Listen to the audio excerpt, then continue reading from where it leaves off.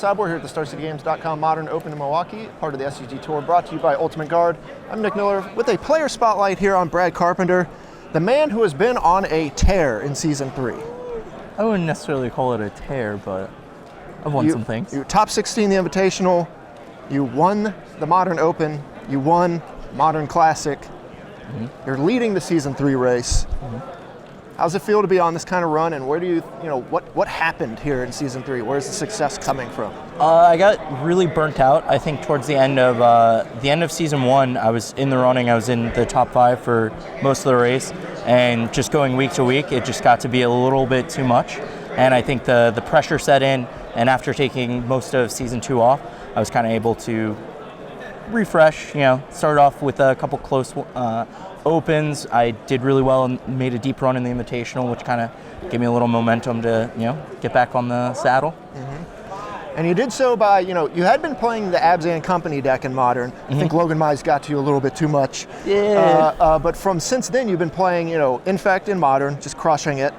And, the decks in Standard your team's been working on, so you've been playing all those decks. This weekend, not so great in Modern, but, you can't win every event. I agree. Unless you're Tom Ross. It's even still. He's currently in the process of probably winning this one. So. Sure. But we're talking about you, not Tom Ross. True, so how's the deck felt in Modern? What made you kind of switch over to that deck? Just basically the way the meta is shifting in Modern right now. It's going more and more towards linear decks that don't really want to interact. Before you had decks like Tron and stuff that were a little bit on the higher end that also didn't really interact that much. So when it comes to linear strategies and just wanting your opponent as dead as possible, as quickly as possible, Infect does it the best. Sure. At the end of the day, no matter how good your opponent is, you can always kill him on turn 2. Yeah, it's nice to have that. Having a deck on the registration sheet that can win on the second turn puts you kind of a step ahead of most of the field. Yeah, for sure. All right, well, you've gotten a bunch of hardware. Fittingly, every time a team forms on the SCG Tour, someone on the team seems to take down an Open. You're the one to do it for the Next Ridge Nexus. Yeah. Only a couple members here in Milwaukee, but it was a far trip for most of the team, and they kind of have some other things going. But I expect we can see more of the team going forward on the tour. Yeah, it's actually Tannen and Emma's birthday in the weekend of Knoxville, so they'll both be there. I believe everyone's going to be at the Invitational, which is good. And I believe Brennan and Aaron should be joining me at every event for the rest of the year, as well as Emma. So it's mostly Tannen and Mark that kind of have a little, real life stuff going on, so it holds them back a little bit. But I know Tannen will be making a big push in Season 1 of next year. Yeah, they're both kind of real life responsibilities, buying houses and things of that nature. Yeah. But how's it felt, since the formation of the team? How has playing and traveling and testing been since the formation of the team? It's actually, it's really great, just because during Season 1, I think a lot of what I was lacking was just kind of having that home base after every round. I've never really done well when I've been at an event and a lot of my friends aren't there. So that whole Season 1, I just kind of did my thing. I was, lone wolf, so to speak. And then starting off at the Invitational, we unveiled the team. Everything went really well, except we had one missing member who wasn't at the Invitational. Unfortunately, Mark couldn't make it there, so I think that prevented me from winning, one of those just one more match. Yeah, exactly. Mark, you got to live with that. Yeah, but he was there in Orlando, and the first event that everyone on the team was at, we actually did win, so it's kind of funny.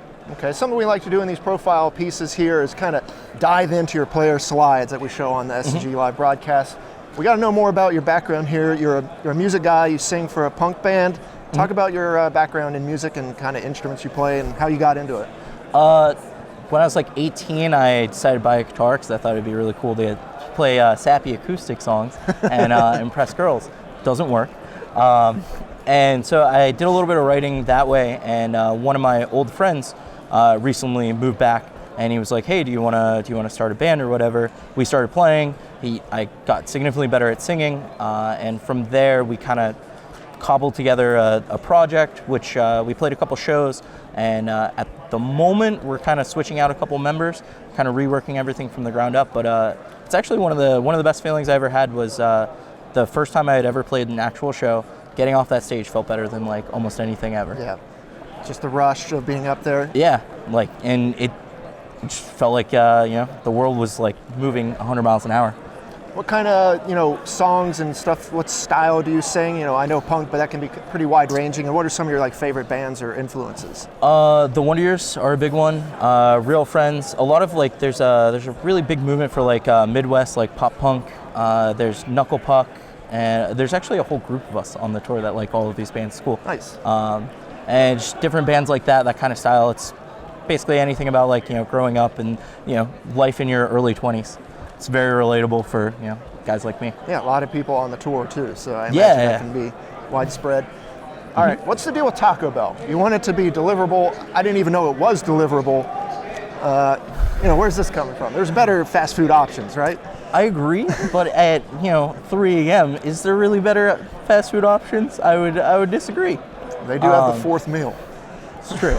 No, I actually have one really close to my house, so it's not even necessary for delivery. It's more of an inside joke with my friend Tom Maney and I, where he was like, we were discussing what I should put for the third thing, and we have this weird joke where we talk about Taco Bell, and it was an inside conversation we had. And I was like, Tom, for you, I'm going to put this on my player profile. So kind of rolled with it. It worked out. It was hilarious the first time I heard Cedric say it.